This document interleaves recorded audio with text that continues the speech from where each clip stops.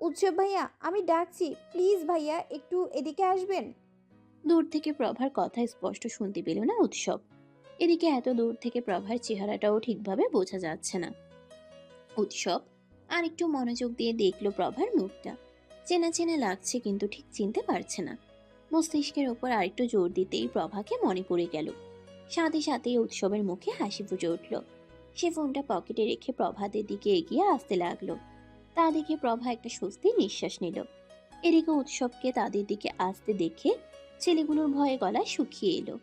একেই তো উৎসব মেয়েদেরকে র্যাগ করা পছন্দ করে না, তার উপর আবার এই মেয়েটা নিজ থেকে উৎসবকে ডাকছে। এখন যদি এই মেয়েটা উৎসবের কাছে কেউ বা পরিচিত হয় তাহলে যে ওরা শেষ, এটা খুব ভালোভাবেই বুঝতে পারছে। উৎসব একেবারে ওদের কাছে আসতেই সবগুলো ছেলে জোরে করে উৎসবকে সালাম করে বলে উঠল, আসসালামু আলাইকুম ভাই। আসলে ভাই আমরা এমনিতেই মজা করছিলাম। আমরা জানতাম না যে ও আপনার কেউ হয়। আর এরকম ভুল হবে না ভাই। ওয়ালাইকুম আসসালাম। প্রশ্ন করার আগে আমি উত্তর দেওয়াটা পছন্দ করি না, সেটা তোরা জানিস না? কথাগুলো উৎসব শান্ত কণ্ঠে বললেও ছেলেগুলোর ভয়ে একেবারে জান বের হয়ে যাওয়ার মতো অবস্থা। ভুল হয়ে গেছে ভাই, ক্ষমা করে দিন। আর হবে না। আজ প্রথমবার বলে ক্ষমা করে দিলাম, দ্বিতীয়বার আর এই ক্ষমা কিন্তু পাবি না, মনে থাকে জানো। উৎসব এবার প্রভার দিকে তাকিয়ে ঠোঁটে বিস্তার হাসি এনে বলল, বাবিটাও কেমন আছো? ভালোই তো ছিলাম ভাইয়া, কিন্তু এনারা আমাকে খুব বিরক্ত করছে। তাই নাকি? তা কি করেছে এরা তোমার সাথে, আমায় বলো। প্রভা কিছু বলার আগেই ছেলেগুলোর মধ্যে থেকে একজন বলে উঠতে ধরল। আমি বলছি, আসলে ভাই আমরা উৎসব ছেলেটার দিকে অগ্নি দৃষ্টিতে তাকাতেই ছেলেটা চুপ হয়ে গেল। তোকে জিজ্ঞেস করে নিত আমি, অযথা কেন নিজের বিপদ ডেকে আনছিস?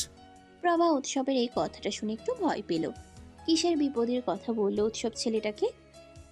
উৎসব ছেলেটার উপর থেকে চোখ সরিয়ে নিয়ে প্রভার দিকে তাকিয়ে পুনরায় বলল, তুমি কন্টিনিউ করো বাবিডল।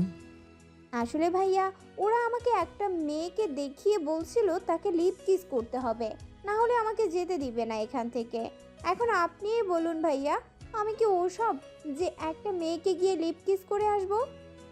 উৎসব ক্ষুব্ধ চোখে ছেলেগুলোর দিকে তাকিয়ে ক্ষিপ্ত কণ্ঠে বলল, তোদের কতবার বলেছে যে মেয়েদেরকে র্যাগ করবি না, কথা মাথায় যায়নি? মনে হচ্ছে তোদের এই ভার্সিটিতে পড়ার ইচ্ছা নেই। উৎসবের হুঙ্কারে ছেলেগুলো কেঁপে উঠল। মনে হচ্ছে এখন ভয়েতে ওরা কেঁদেই ফেলবে। উৎসব সেদিকে পাত্তা না দিয়ে পুনরায় ক্ষিপ্ত কণ্ঠে বলে উঠল। ছেলেগুলো এবার করুণ কণ্ঠে উৎসবকে বলল, ভাই এবারের মতো মাফ করে দেন। আর জীবনেও এই ভুল হবে না, কথা দিচ্ছি ভাই। ছেলেগুলোর আকুতি মিনতি যেন উৎসবের উপর কোনো প্রভাবই ফেলতে পারল না। এদিকে প্রভার ওদেরকে দেখে এখন খুব মায়া হচ্ছে। সে যতটুকু দেখলো তাতে এতটুকু বুঝতে পারলো যে উৎসবের মাঝে মায়া নামক বস্তুটা একটু কমই আছে। প্রভা মৃদু স্বরে উৎসবকে একবার ডাকলো। উৎসব ভাইয়া। উৎসব সেদিকে তাকিয়ে বলল। তুমি কি চাচ্ছ যে আমি ওদেরকে ক্ষমা করে দেই? প্রভার সাথে উৎসব বেশ হেসে হেসেই কথা বলল। প্রভা উৎসবের কথাই সাই জানিয়ে বলল, হ্যাঁ ভাইয়া, ওদেরকে আর কিছু বলবেন না প্লিজ। বেশ, তুমি যখন বলেছ তাহলে আর কিছুই বলবো না, কিন্তু আমার কথা না শোনার শাস্তি এদেরকে পেতেই হবে। উৎসব এবার ছেলেগুলোর দিকে তাকিয়ে বলল, ওকে ভালোভাবে চেনে রাখ, আর সবাইকে বলে দিবি ওকে যেন কেউ কোনোভাবেই হ্যারাস না করে। আর 1 সপ্তাহ পর আমার সাথে দেখা করবি। তোদের ভাগ্য ভালো যে আমি বাইরে যাচ্ছি। যদি ফিরে এসে আমার মুড ভালো হচ্ছে তাহলে তোদেরকে ছেড়ে দেব, না হলে। শেষের কথাটা সম্পূর্ণ না করে উৎসব একটা বাঁকা হেসে ছেলেগুলোকে আঙ্গুরের ইশারায় চলে যেতে বলল। ছেলেগুলো চলে যেতেই উৎসব প্রভাকে উদ্দেশ্য করে বলল, আমি তাহলে এখন আসি বাবিডল, চিন্তা করো না, তোমার আর কোনো সমস্যা হবে না। ধন্যবাদ ভাইয়া। আর আপনার তো অনেক পাওয়ার, আপনি আসলে কি করেন ভাইয়া? উৎসব এক হাতে চুলগুলো ঠিক করতে করতে প্রভার দিকে তাকিয়ে হালকা হেসে বলল। সভ্য ভাষায় রাজনীতিবিদ, অসভ্য ভাষায় মাস্তানি করি। কথাটা বলেই উৎসব সেখান থেকে চলে যেতে ধরে আরেকবার পিছনে তাকিয়ে প্রভাকে একবার আগাগোড়া ভালোভাবে পর্যবেক্ষণ করে বলল। বারবিটলকে খোলা চুলে দেখতেই বেশি ভালো লাগে। কথাটা বলে সেখানে আর এক সেকেন্ডও না দাঁড়িয়ে উৎসব চলে যায়। এদিকে প্রভা উৎসবের কথা কিছুই বুঝতে পারল না। একে তো উৎসব তাকে বারবিটল বলে কেন ডাকে এটা তার মাথায় ঢুকে না, তার উপর আবার এমন কথা। তার মনে এখনো প্রশ্ন ঘুরপাক খাচ্ছে যে আসলে উৎসব করেটা কি। প্রভা ঘড়িতে সময় দেখতেই ধরে টের পেল যে অলরেডি ও 10 মিনিট লেট করে ফেলেছে। প্রভা এখন আর অন্য কিছু না ভেবে সোজা ছুটল ক্লাসের দিকে, কিন্তু সে তার ক্লাসরুম খুঁজে পাচ্ছে না। খুঁজতে খুঁজতে আরো প্রায় 5 মিনিট লেগে গেল। প্রভা এখন ভাবছে যে আজকে সকালে কার মুখটা দেখে ঘুম থেকে উঠেছিল। পরে মনে পড়লো ঘুম থেকে উঠে সে আয়নায় আগে নিজের মুখটাই দেখেছিল। প্রভার এখন বিরক্ত লাগছে। প্রথম দিনেই এত কিছু হচ্ছে, না জানি বাকি দিনগুলোতে আরও কি হবে। এসব ভাবতে ভাবতেই প্রভার চোখ গেল তার থেকে একটু দূরে সিঁড়ি দিয়ে নামা এক ব্যক্তির উপর। মেরুন শার্টের সাথে কালো জিন্সের প্যান্ট, হাতে কালো বেল্টের ঘড়ি। সিঁড়ি দিয়ে নেমে তার পাশে দাঁড়ানো ছেলেগুলোকে হাতের ইশারায় কিছু একটা বোঝানোর চেষ্টা করছে। নির্ভীকের উপর প্রভার চোখ আটকে আছে। কিছুক্ষণের জন্য প্রভা ওর বাকি সব কাজ যেন ভুলে গেল। সে বিড়বিড় করে বলে উঠল, আমার মাথা ঘুরছে, যে কোনো সময় আমার হার্ট অ্যাটাক হয়ে যাবে। ঝলসে গেল, আমার চোখ ঝলসে গেল। আমি আজ শেষ, একেবারে শেষ। প্রভা আপন মনেই এসব বলছে। এদিকে নির্ভীকের বোঝানো শেষ হলে সে নেমে যেতে নিলে প্রভার সম্বিত ফেরে। বড় ভাই, সে বলে চিৎকার করে নির্ভীকের দিকে দৌড় দিল। এদিকে হঠাৎ এমন ডাকে নির্ভীক থেমে গিয়ে পিছনে তাকায়। ততক্ষণে প্রভা ওর কাছে চলে এসেছে। নির্ভীক ওর দিকে জিজ্ঞাসু দৃষ্টিতে তাকিয়ে বলল, কিছু বলবে? হ্যাঁ, আমাকে চিনতে পেরেছেন? প্রভার কথা শুনে নির্ভীক মনে করার চেষ্টা করলো। প্রভা সেটা বুঝতে পেরে নিজ থেকেই বলল, বড় ভাই, মনে নেই কাল যে অনুষ্ঠানে আপনি আমাকে জায়গা দিলেন, ওই যে আমি পড়ে যেতে ধরেছিলাম, আপনি আমাকে বাঁচিয়েছিলেন, মনে পড়েছে? ও হ্যাঁ, মনে পড়েছে, কিন্তু এইভাবে ডাকছিলে কেন? আসলে আপনি তো বলেছিলেন যে কোনো সমস্যা হলে আপনাকে যেন জানাই। নির্ভীক এবার গুরুতর ভঙ্গিতে তাকিয়ে প্রশ্ন করল। কি সমস্যা হয়েছে বলো? এদিকে নির্ভীকের এমন গুরুতর ভঙ্গিতে কথা বলা দেখে প্রভা খানিকটা ভেবাচেকা খেয়ে গেল। সে মিনমিনে স্বরে বলল, আসলে বড় ভাই, আমি না আমার ক্লাসরুম খুঁজে পাচ্ছি না। অনেকক্ষণ ধরে খুঁজছি, তাও পাচ্ছি না। আপনাকে দেখলাম তাই জিজ্ঞেস করতে এলাম আর কি। প্রভার কথা শুনে নির্ভীক অবাক চোখে তাকিয়ে আছে। এই সমস্যার কথাটা যে কেউ এত গুরুতর ভঙ্গিতে বলতে পারে সেটা নির্ভীক প্রভাকে না দেখলে হয়তো বুঝতো না। এদিকে প্রভার সমস্যার কথা শুনে নির্ভীকের পাশে দাঁড়ানো ওর বন্ধু নির্ভয় জোরে হেসে দেয়। নির্ভয়ের হাসি দেখে প্রভা একটু লজ্জায় পড়ে যায়। নির্ভীক সেটা বুঝতে পেরে নির্ভয়কে ইশারায় থামতে বলে প্রভাকে প্রশ্ন করে। কোন ডিপার্টমেন্ট? প্রভা মাথা উঠিয়ে জবাব দেয়, ইংলিশ। নির্ভয় প্রভার ডিপার্টমেন্টের নাম শুনে বলল। কথাটা শুনে প্রভা আরেক দফা লজ্জায় মাথা নামিয়ে নিল। নির্ভীক প্রভাকে বলল, তোমার রুমটা 3 তলায়, তুমি 2 তলায় আছো। 3 তলায় গিয়ে করিডোর দিয়ে সোজা হেঁটে বাম দিকে গিয়ে 2য় রুমে যাও। আরেকটা সাহায্য করবেন বড় ভাই? বলো। আসলে আমি লেট হয়ে গেছি। এখন ক্লাসে গেলে যদি স্যার বকে, আপনি আমাকে একটু দিয়ে আসবেন ক্লাসে। আপনি যদি বলেন যে আমি ক্লাসরুম খুঁজে পেতে দেরি করে ফেলেছি, তাহলে স্যার আর কিছু বলবে না। বকবে না, তুমি যাও। না বড় ভাই, স্যার বকবে। আপনি একটু আমাকে রেখে আসুন না প্লিজ। প্রভার কথা শুনে নির্ভীক একটু চুপ থাকলো। তারপর তার পাশের একটা ছেলেকে বলল প্রভার সাথে যেতে। প্রভা সেটা শুনে চট করে বলল, আপনি যাবেন না? নির্ভীক ওর দিকে তাকিয়ে বলল, তোমার বকা না খাওয়া দিয়ে কথা। কে গেল কে না গেল এটা তো তোমার দেখার বিষয় নয়। না মানে বলছিলাম যে উনি গেলে তো আর আপনার মতো কাজ হবে না। ওনার কথা তো নাও বিশ্বাস করতে পারে। ওখানে আমার নাম বললেই যথেষ্ট। প্রভাব ফেলার জন্য সবসময় সব জায়গাতে উপস্থিত থাকার প্রয়োজন নেই। অনেক জায়গায় উপস্থিত না থেকেও নামটা শুনলেই কাজ হয়ে যায়। তুমি ওর সাথে চলে যাও। কথাটা বলেই নির্ভীক ছেলেটাকে প্রভাকে নিয়ে যেতে বলল। প্রভারা সেখান থেকে চলে যেতেই নির্ভয় নির্ভীকের কাঁধে একটা ধাক্কা দিয়ে বলল। নির্ভীক নির্ভয়ের দিকে তাকিয়ে বলল, তোর ছেলেমেয়ের নামে করে দেবো। হয়েছে এবার শান্তি? ভাই, আমি সিরিয়াসলি বলছি, কাউকেই তোর পছন্দ হয় না। এত মেয়ে তোর উপর ক্রাস্ট। কাউকেই তোর ভালো লাগে না। কাউকে কিছু ভালোবাসতে পারিস না? সবাই আমার উপর ক্রাস্ট, কিন্তু কেউ আমাকে ভালোবাসে না। ওদের দৃষ্টি দেখেছিস কখনো? মনে হয় চোখ দিয়ে আমাকে গিলে খাবে। ওরা আমাকে চায় হয় আমার ক্ষমতার জন্য, নয়তো আমার টাকার জন্য। আজ পর্যন্ত ওদের কারো চোখেই আমি আমার জন্য মুগ্ধতা বা ভালোবাসা দেখিনি। ওরা যে আমাকে কি নজরে দেখে সেটা নিশ্চয়ই তোকে বিশ্লেষণ করে বলতে হবে না। যেদিন আমি কারোর চোখে আমার জন্য সত্যিকারের ভালোবাসা দেখব, সেদিন সবাই এই নির্ভীক চৌধুরীর ভালোবাসা দেখবে। হাজার চেষ্টা করেও কোনো মতেই ক্লাসে মনোযোগ দিতে পারছে না প্রভা। একেই তো নির্ভীক তখন সাথে না আসার জন্য মনটা খারাপ, তারপর আবার সমানে চোখের সামনে নির্ভীকের মুখটা ভেসে উঠছে। সবকিছু মিলিয়ে প্রভার এখন অসহ্য লাগছে। সামনে স্যার যে কি পড়াচ্ছেন সেটাও প্রভার মাথায় ঢুকছে না। ঢুকবেই বা কিভাবে? মনটা তো পড়ে আছে অন্য জায়গায়। এসব ভাবনার মাঝেই প্রভার পিছনে বসা দুটো মেয়ে প্রভাকে ডাকলো। প্রভা পিছনে তাকাতে একজন প্রভার নাম জিজ্ঞেস করলো। প্রভা সৌজন্যমূলক হেসে নিজের নাম বলে ওদের নামও জিজ্ঞেস করলো। তাদের মাঝে টুকটাক আরো কিছু কথা হলো। এক পর্যায়ে তাদের মধ্যে থেকে একজন প্রভাকে বলল, কিছু মনে না করলে তোমাকে একটা কথা জিজ্ঞেস করব। প্রভা মাথা নাড়িয়ে সাই দিয়ে বলল। হ্যাঁ বলো না। মেয়েগুলো দুজন দুজনের দিকে মুখ চাওয়াচাওয়ি করে প্রভাকে বলল, উৎসব ভাই তোমার কে হয়? না মানে তখন তুমি যেভাবে উৎসব ভাইকে ডাকছিলে তাই জিজ্ঞেস করলাম আর কি। না না, উৎসব ভাইয়া আমার কেউ হয় না। আসলে ওই ছেলেগুলো আমাকে বিরক্ত করছিল, তাই উৎসব ভাইয়াকে দেখে আমি সাহায্য চাই। কিন্তু কেন বলো তো? মেয়ে দুটো অবাক কণ্ঠে প্রশ্ন করলো। সত্যি উৎসব ভাই তোমার কেউ হয় না? আমার তো বিশ্বাসই হচ্ছে না যে উৎসব ভাই তোমার কেউ হয় না, তারপরেও তোমাকে বাঁচালো। ওদের কথা শুনে এবার প্রভাও অবাক হলো। একটা মানুষ তাকে সমস্যা থেকে বাঁচিয়েছে, তাতে এত অবাক হওয়ার কি আছে? উৎসবকে দেখেও তো তার ভালো মানুষই মনে হয়েছে, খারাপ তো কিছু দেখেনি। তাহলে এদের এমন কথার মানেই প্রভা বুঝতে পারছে না। প্রভা জিজ্ঞাসু দৃষ্টিতে তাকিয়ে প্রশ্ন করলো, উৎসব ভাইয়া যে আমাকে বাঁচিয়েছে, এতে তোমরা এত অবাক হচ্ছ কেন? কি সমস্যা? আসলে কি বলতো, ভার্সিটিতে আসার পর যতটা শুনলাম ততটা, তাতে উৎসব ভাই কারো সাথে এমন করে না।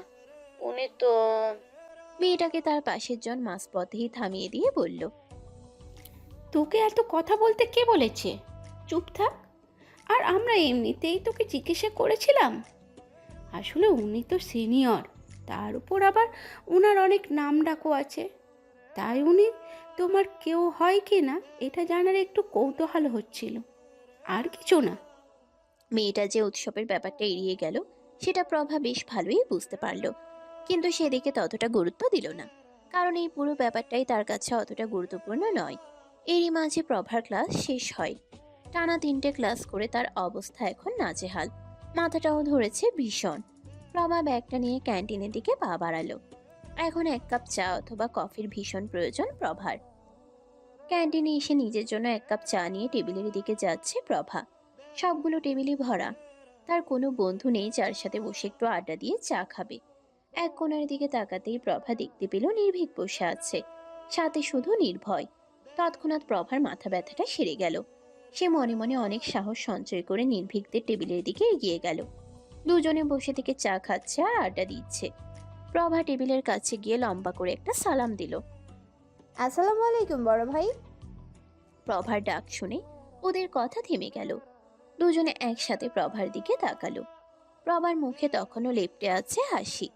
নির্ভীক স্বাভাবিক মুখেই উত্তর দিল। ওয়ালাইকুম আসসালাম।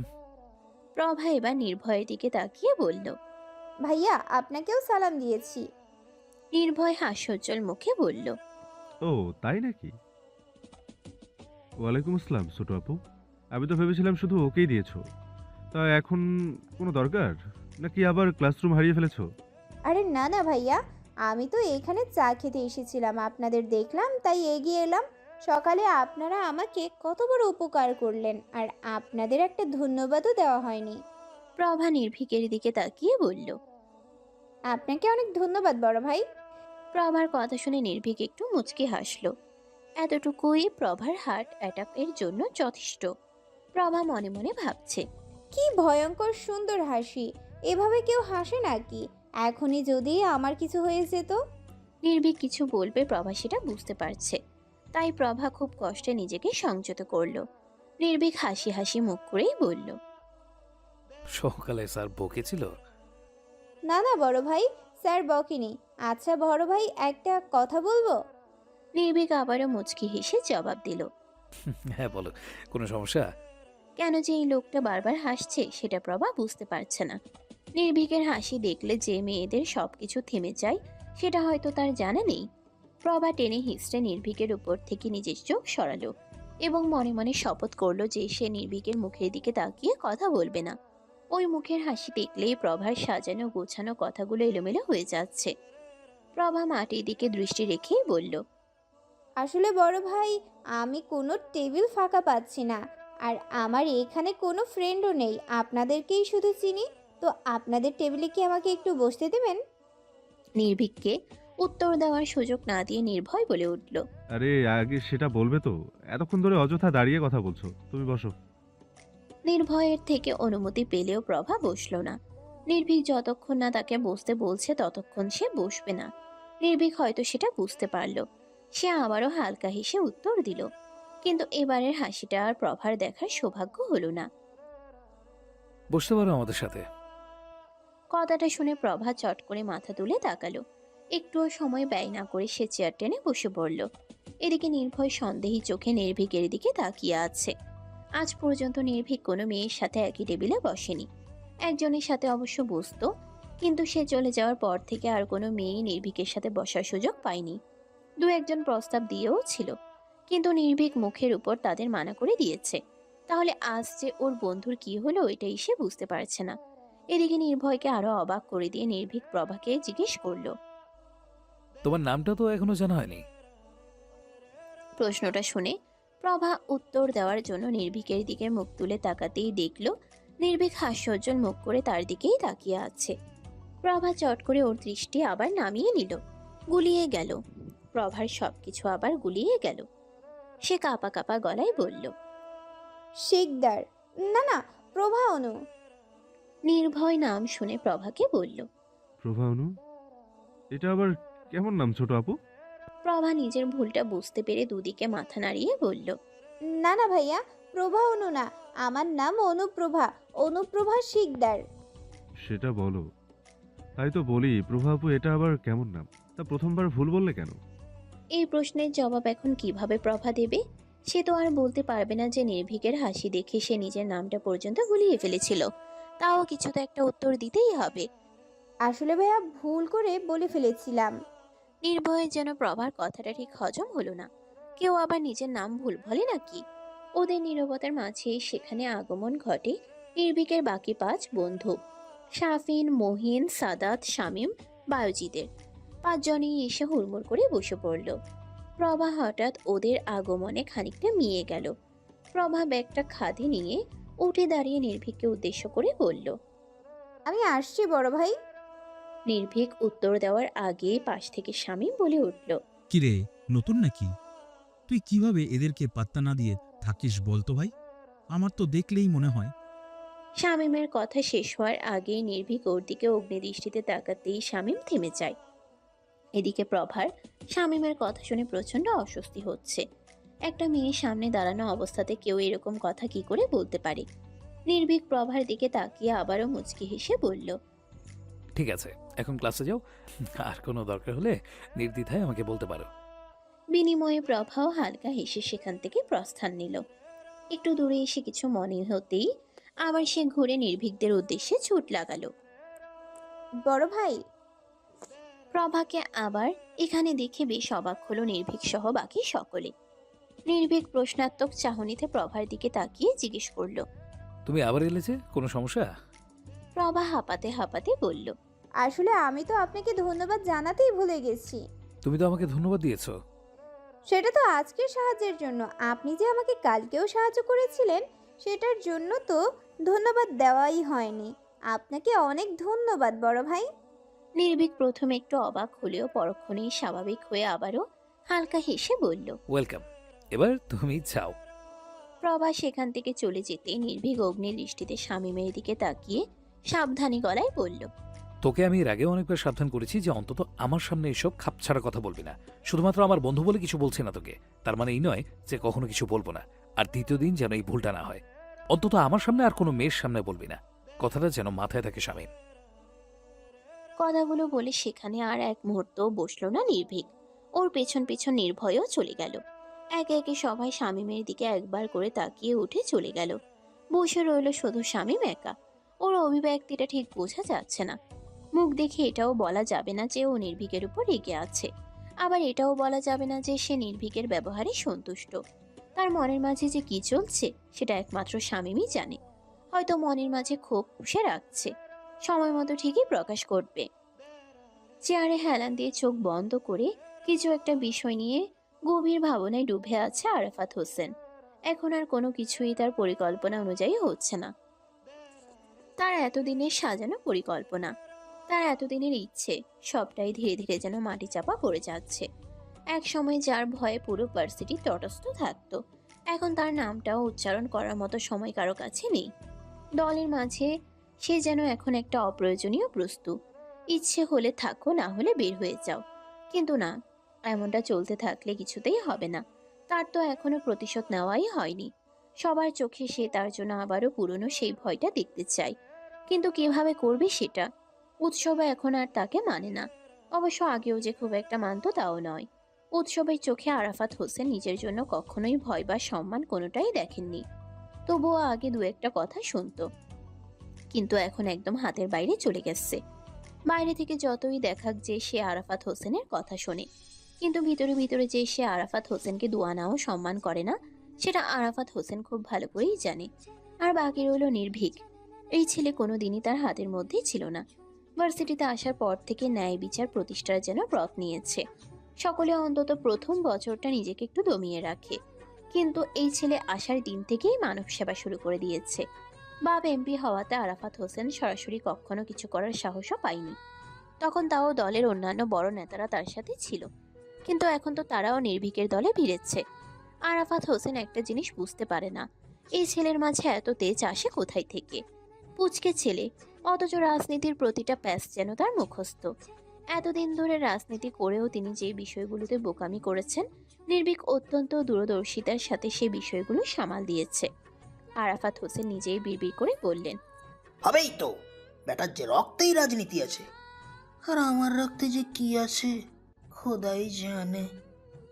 তার বিড়বিড় করার মাঝেই দরজায় কেউ নক করলো। আরাফাত হোসেন চেয়ার থেকে মাথা উঠিয়ে আগন্তুককে ভিতরে আসার অনুমতি দিল। ভিতরে আসতেই আরাফাত হোসেন ছেলেটিকে গম্ভীর কণ্ঠে প্রশ্ন করলো, কেরে, খবর পেয়েছিস উৎসবের? ছেলেটা মাথা নিচু করে জবাব দিল, না ভাই, উনি শহরে নেই, কোথায় গেছে সেটাও কেউ বলতে পারলো না। ছেলেটাকে একটা ধমক দিয়ে রুম থেকে বের করে দিল আরাফাত হোসেন। মনে মনে উৎসবকে হাজার খানেক গালি দিয়ে বলল, সালা, নিজে আসতো একটা হারামি, আবার অন্যদেরকে হারামি বলে। এ মাঝে মাঝে না ইচ্ছা করে কুত্তার বাচ্চায় কুটি কুটি কইরা কয়েকটা নদীতে ভাসাইয়া দেই। আরও বেশ কিছুক্ষণ উৎসবকে অশ্রাব্য ভাষায় গালিগালাজ করে থামলো আরাফাত হোসেন। হঠাৎই তার ফোনটা বেজে উঠল। ফোনটা হাতে নিয়ে স্ক্রিনে উৎসবের নামটা দেখিয়ে তড়িৎ গতিতে ফোনটা রিসিভ করলো আরাফাত সাহেব। নিজে কিছু বলবে তার আগে ওপাশ থেকে উৎসবের গান গাওয়ার আওয়াজ পেয়ে থেমে গেল। সমুদ্রের পানিতে পা ভিজিয়ে পাড় দিয়ে হাঁটছে উৎসব। আরাফাত হোসেনকে ফোন দিয়ে সে গান গাওয়া শুরু করেছে এখন। যদি দেখার ইচ্ছা হয় তোমার নিঠুর মনে লয়, কালিন্দির ঘাটে আইসো দুপুরের সময়। যদি দেখার ইচ্ছা হয় তোমার নিঠুর মনে লয়, কালিন্দির ঘাটে আইসো দুপুরের সময়। আমি জল ভরিবার ছল করিয়া, আমি জল ভরিবার ছল করিয়া, দেখব নয়ন ভরিয়া, দেখো আসিয়া আমার বন্ধু চিকন কালিয়া, দেখো আসিয়া আমার বন্ধু চিকন কালিয়া, আমার বন্ধু চিকন কালিয়া, দেখো আসিয়া। গান বলা শেষ করে উৎসব হো হো করে হাসতে লাগলো। এদিকে রাগেতে আরাফাত হোসেনের গা জ্বলে যাচ্ছে। তিনি তেতে উঠে উৎসবকে কর্কশ গলায় বললেন, এই ছেলে, তুমি মজা করছো আমার সাথে? আমি এদিকে তোমায় খুঁজে মরছি, আর তুমি আমাকে ফোন করে গান শোনাচ্ছ? হ্যাঁ, হোসেন সাহেব, রাগ করছেন কেন? আমি তো জানি আপনি আমায় খুঁজছেন, তাই তো আপনাকে ফোন করে আসতে বললাম। আপনাকে কালিন্দির ঘাটে আসতে হবে না, কক্সবাজার আসলে হবে। আরাফাত হোসেন পূর্বের থেকেও দ্বিগুণ বেশি রেগে গিয়ে বলল, আমার সাথে মজা করছো? আর তুমি কিভাবে জানলে যে আমি তোমাকে খুঁজছি? হ্যাঁ, আস্তে হোসেন সাহেব, আস্তে। আমার সাথে কেউ জোর গলায় কথা বলুক, সেটা আমার একদম পছন্দ না। আর যদি সে ভুলটা কেউ করে তাহলে আর তার গলাটা খুঁজে পাওয়া যায় না। আপনি তো এটা খুব ভালো করে জানেন, তাই না? উৎসবের এক কথাতে আরাফাত হোসেনের সব দম যেন বেরিয়ে গেল। উৎসব সেটা বুঝতে পেরে ফোনের ওপাশে একটা বাঁকা হাসি দিয়ে বলল, চিন্তা নেই হোসেন সাহেব, আমি আপনার গলাটার সাথে কিছু করব না। কি বলেন তো, সমাজে দু একটা হারামি থাকতেই হয়, না হলে তো সবাই শুধু আমাকে একাই হারামি ভাববে, তাই না? আর আপনি আমার এলাকায় গিয়ে আমার খোঁজ খবর নিয়ে আসবেন। আর আমি জানবো না কয়েকদিনের জন্য বাড়িটা বদলাতে এসেছে, নিজের চরিত্রটা তো আর বদলায়নি। আর আপনাকে একটা কথা বলি, আমি কিন্তু আপনাকে হুমকি দিচ্ছি না, শুধু কথাগুলো জানিয়ে রাখছি। আমার পিছনে লোক লাগানোর চেষ্টা করবেন না। আমি না চাইলে আপনার বাপেরও ক্ষমতা নেই যে আমার খবর আপনার কাছে কেউ পৌঁছে দেবে। প্রথমবার বলে কিছু বললাম না, শুধু যাদেরকে পিছনে লাগিয়েছিলেন আসার আগে সব কটার হাত পা ভেঙেছে। আর জন্য এই ভুলটা না হয়। কি বলুন তো, আমি মানুষটা তো একটু হারামি মার্কা, বলা যায় না। এরপর হয়তো আর ওদেরকে মারার ইচ্ছে হলো না, সোজা ওদের ওস্তাদিই বন্ধ করে দিলাম। তাই বলছিলাম যে একটু সাবধানে থাকবেন, ভুলে যাবেন না যে আপনি এই হারামি মার্কা কাজগুলো যার সাথে করতে চাইছেন সে নিজে আস্ত একটা হারামি। আর এক সপ্তাহ পর আমি চলে আসবো, এর মাঝে আমাকে আর খোঁজার দরকার নেই। প্রয়োজন পড়লে আমি আপনাকে আমার কাছে তুলে নিয়ে আসবো। রাখছি। আরাফাত হোসেনকে কোনো কথা বলতে না দিয়েই উৎসব ফোনটা কেটে দিল। আরাফাত হোসেন কান থেকে ফোন নামিয়ে মেঝেতে ছুঁড়ে মারল। তার মন চাইছে এক্ষুনি গিয়ে উৎসবকে ওই সমুদ্রের পানিতে ডুবিয়ে মারতে, তাহলে সে হয়তো একটু শান্তি পেত। আরাফাত হোসেনকে উৎসব কোনো পাত্তাই দিল না, বলে কিনা নিজের প্রয়োজন হলে তুলে নিয়ে যাবে। তার রাগটা দিনে দিনে তুমুল আকার ধারণ করছে। সে তার এই রাগের আগুনেই উৎসব আর নির্ভীককে পোড়াতে চায়। উৎসবের পিছনে লোক লাগিয়েও কিছুই জানতে পারল না, তবুও এদের হদিস উৎসব দিয়েছে। কিন্তু নির্ভীকের পিছনে যাদের লাগিয়েছিল তাদের তো হদিসও পায়নি সে। পরে খবর পেয়েছিল দুজনেই শহর ছেড়েই চলে গেছে, আর বাকি একজনের খোঁজ পাওয়া যায়নি এখনো। আরাফাত হোসেনে নিজের কপাল নিজেরই চাপড়াতে মন চাচ্ছে।